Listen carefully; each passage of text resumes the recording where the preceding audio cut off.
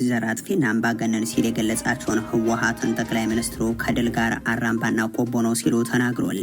እንዲያም ሆኖ አናውቀውም ሲሉት የነበረውን ይህንኑ ድርጅት ለሰላም እንነጋገር ብለው ሊቀመንበርነቱን እንስጣቸው፣ ሰላም ግን ስጡን ሲሉም ገልጿል። በፓርላማ ስለ ሰላም እየተወራ በመሬት ወታደራዊ ከበባና የድሮን ጥቃት ላይ የሚገኙት ጠቅላይ ሚኒስትሩም ከ8 ዓመት ተኩል የስልጣን ዘመናቸው በኋላ አትገለብጡንም ንግግር ሲያቀርቡ ነው የተሰሙት።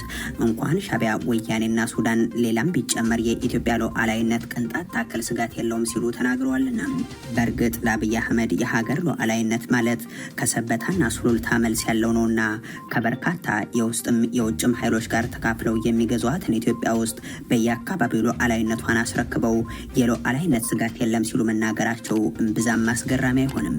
በየንግግራቸው በየደቂቃዎችም ልዩነት ከኢትዮጵያ ነባራዊ ሁኔታ ጋር ብቻ ሳይሆን ከራሳቸው ማብራሪያ ጋር ጭምር እየተጣረሱ ንግግር ያቀረቡት አብይ ከህወሓት ጋር በተያያዘም የተናገሩትም ተመሳሳይ መልክ ያለው ነው።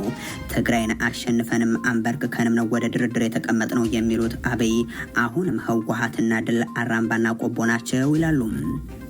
በፍጹም አትጠብቁ። ድልና ቲፒኤልኤፍ አራምባና ቆቦ ናቸው። አትጠብቁ። ለምን መሰላችሁ? የሚያሳየው ነገር ኒው ብለድ፣ ኒው ቶት፣ ኒው ዳይሬክሽን የማይቀበል ፎርስ በነበረው ነገር የትም አይደርስም። በንፋስ ላይ እንደተበተነ ዱቄት ነው ብለውት የነበረውን ኃይል ዛሬ ሊቀመንበርነቱን ውሰዱት፣ ግን ሰላም ስጡን ያሉትን ይህንኑ ኃይል እንዲህ ከገለጹት በኋላ አናውቀውም፣ ለድርድር የተቀመጥነው ከነጌታቸው ጋር ነው፣ እነሱም 4 ኪሎ መጥተዋል በሚል ከዚህ በፊት በፓርላማ የተናገሩለት አብይ አሁን ደግሞ ይህንን ህወሓትን ለመነጋገር ዝግጁ ነን ይላሉ። ቲፒኤልኤፍም ጭምር ቀልብ ከገዛ አብሮ ከገዛ ለመነጋገርና ሰላም ለማምጣት ጥረት ማድረግ ያስፈልጋል። ከሰላም ሙከራ ውጭ ያለው ጉዳይ ለኛ አይጠቅምም። አብይ አህመድ በፓርላማ የሰላም ንግግር እያሉ በተግባር ግን ከጀነራል ታደሰ ወረደ ጋር ወደ አዲስ አበባ ከጥቂት ወራት በፊት ተጉዘው የነበሩ የህወሓቱ ምክትል ሊቀመንበርንም አልነጋገርም ማለታቸው የሚዘነጋ አይሆንም። የብልጽግናው ፕሬዚደንት ዛሬ በፓርላማ ለጦርነት ሲዘጋጁ የሚታወቁት የሰላም ኃይል መስሎ የመታየት ንግግርን እያደረጉ እሳቸው ግን 140 ሺህ የትግራይ ሰራተኞችን ደሞዝ፣ የመላ ትግራይ ነዳጅ፣ አብዛኛውን የትግራይ ህዝብ መድኃኒት፣ 1 ሚሊዮን የሚጠጋውን ተፈናቃይ ደግሞ መጠለያ ቤቱን ነፍገው ነው። በአንጻሩ አሁን ላይ በትግራይ የሚገኙ ኃይሎች በየቀኑ አዳዲስ ግጭቶችና ጦርነት ሊቀሰቅሱ የሚችሉ ትንኮሳዎችን እየፈጸሙብን ይገኛሉ ሲሉ ይናገራሉ። እሳቸው ታጣቂ ኃይል ያደራጁት፣ የድሮን ጥቃት የፈጸሙት፣ ሰፊ ፕሮፓጋንዳ ዘመቻን በልሳኖቻቸው በኩል እያካሄዱ ያሉት እንደ ትንኮሳ አይቆጠርምን የሚለው ጥያቄ ግን በፓርላማ አባላት አልቀረበም። ቢቀርብም ምላሽ እንዲሰጡበት የሚጠበቅ አይሆንም። ህወሓት ትናንት ባወጣው መግለጫውም ልክ ጠቅላይ ሚኒስትር አብይ አህመድ ይህንኑ ድርጅት በጦርነት ትንኮሳ እንደከሰሱት ሁሉ ድርጅቱም የዘር ማጥፋት ፈጻሚና አምባገነን ሲል የጠራቸው አብይ አህመድን እንደ ሁኔታው ጥይትና ረሃብን እያቀያየሩ ለትግራይ ህዝብ እልቂት እየተጠቀሙ የሚገኙም በተደጋጋሚም ለሰላምና ለድርድር ችግሮች እንዲፈቱ የትግራይ ህዝብና ህወሓት ያቀረበውን ጥያቄ በመግፋት ሁሉንም አማራጮችን በመዝጋት ጦርነት ለመጀመር እየተዘጋጁ ያሉ ናቸው በሚል መግለጹ ይታወሳል። ይህ በእንዲህ እንዳለ የጠቅላይ ሚኒስትሩ አማካሪ ጌታቸው ረዳ ወደ አዲስ አበባ የሚሸሸውን የትግራይ ወጣትን ተፈናቃይ ሲሉ ገልጸው ሰላምን አያመጣም ብለውታል። ብልጽግናና አጋሮቹ በትግራይ በዘመቱበት ወቅት እጅ አለመስጠታቸውን የወቀሱት ጌታቸው የወቅቱ የህወሓት አመራሮችንም ከሰሜን ኮሪያ ጋር እያነጻጸሩ አቅርበዋል። የአብይ አህመድ አማካሪ በትግራይ የሚገኙ የቀድሞ አጋሮቻቸውን የጥፋት ኃይሎች ኋላ ቀር አካላት እያሉ ሲገልጹም፣ ከትግራይ በኩል ደግሞ እሳቸውን ከሃዲ በሚል ሲገለጽ ይሰማል።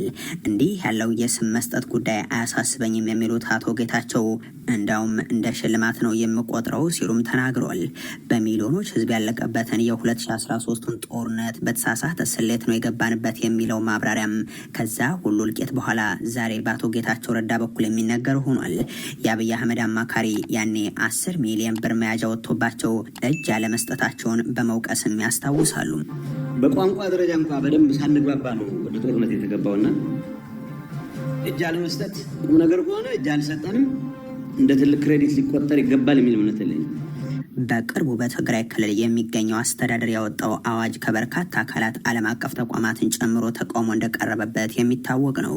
ይህንን አዋጅ ህገ አራዊት ሲሉ የሚገልጹት አቶ ጌታቸውም አሁን በክልሉ የሚገኘውን አመራር በአንድ በኩል ወደ 1 ሚሊዮን አካባቢ የኤርትራ ህዝብ እንዲያሽቆለቁል አድርጓል በሚል ከከሰሱት የኤርትራ መንግስት ጋር፣ በሌላ በኩል ደግሞ ከሰሜን ኮሪያ ጋር እያነጻጸሩም ገልጸውታል። አሁን ያለውን የቲፒኤልኤፍ ሊደርሽፕ ከሰሜን ኮሪያ ጋር ማወዳደርም ትንሽ ለሰሜን ኮሪያ አንፌር ነው። ቢያንስ ስርዓት ያለው መንግስት እኮ ነው። ሳይንስ ልማት ምናምን የሚያደርግ አቅሙ በፈቀደው መጠን እኮ ምርምሮች ውስጥ ይገባል።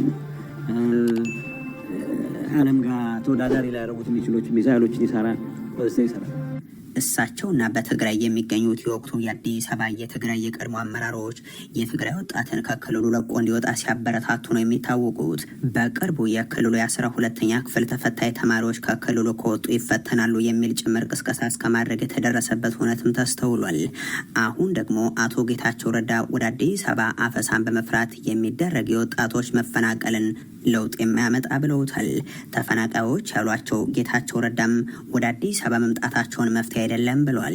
እንዲያ ከሆነ እሳቸው ስለምን ወደ አዲስ አበባ እንዳመሩ በዚህኛው ንግግር ላይ ባያነሱም፣ አሁን ተጨማሪ ተፈናቃዮች ተፈጥሯል። በ10 ሺዎች በ100 ሺዎች የሚቆጠሩ ተፈናቃዮች ከትግራይ ውስጥ የውትድርና ገፈፋ ፍርቶ የሚመጣ ሰው ተፈናቃይ ነው። ለኔ ስራ ፍላጎት ለሚመጣው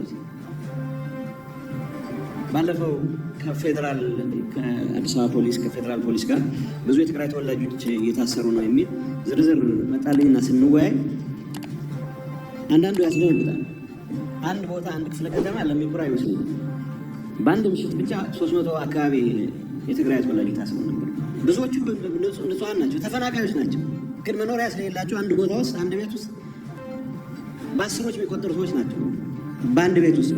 ትግራይ ውስጥ ያለውን ክራይሲስ ካላስቆምን በስተቀር ከትግራይ በመኮብለል ብቻ የሚፈታ ችግር የለም። ከዚህ የአቶ ጌታቸው ረዳ ንግግር ጋር በተያያዘ ጠቅላይ ሚኒስትሩን በፓርላማ ያቀረቡት ንግግር ደግሞ የተለየ ነው።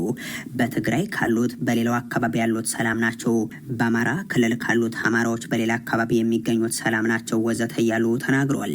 በትግራይ ውስጥ ከሚኖር ትግራዋይ በላይ በሰላም ወጥቶ መግባት የሚችል አፈሳ የማይካሄድበት በደሴ፣ በጎንደር፣ በባህር ዳር፣ በአዲስ አበባ፣ ቢሾፍቱ፣ አዳማ፣ አርባ ምንጭ፣ ሐዋሳ ያለ ትግራዋይ ትግራይ ካለው ሰው በላይ ሰላም አለው።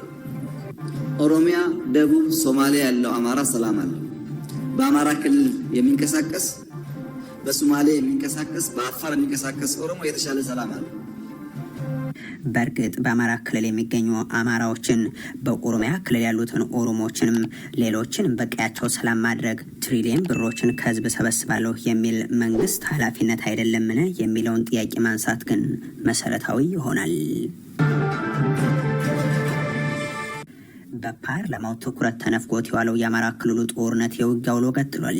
ጀነራሉ በግንባር ተገኝተው ከሰሞኑ የነበረውን ያገዛዙን የጦር አዛዦችን ዛቻም አሰምቷል።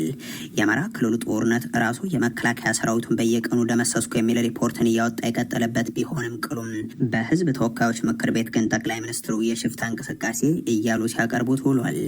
አገዛዙ ለ3 ዓመታት ሽፍታ ከሚለው ኃይል ጋር ይዋጉ ዘንድ የላካቸው ወታደራዊ አዛዦች ግን በተለይም ከሰሞኑ በግንባር ጭምር እየተገኙ ጠላት እንደመሰስ ነው አቅምም ማሳጣ ነው ዘመቻ ላይ ናቸው። ተረኛው የሰሜን ምዕራብ አዛዡ ሌትናንት ጀነራል ብርሃኑ በቀለ ሆኖም ወደ ግዳጅ ቀጠና አምርተው ሊያዳክሙን ሞክረዋል ሲሉ ተሰምተዋል። ባዕዳኖች ባንዳዎች ልከው እያጠቁን ነው የሚሉት ወታደራዊ አዛዦቹም በርስ በርስ ጦርነት የተሰላችና የተዳከመውን ጦራቸውን ለማበረታታት ጥረት ሲያደርጉም ነው የታዩት። ሌላኛው የምዕራብ እዝ ደግሞ በምዕራብ ጎንደር አርማጭሆና ቋራ የተለያዩ ስፍራዎች ላይ ውጊያ ላይ ስለመሆኑ አብራርቷል።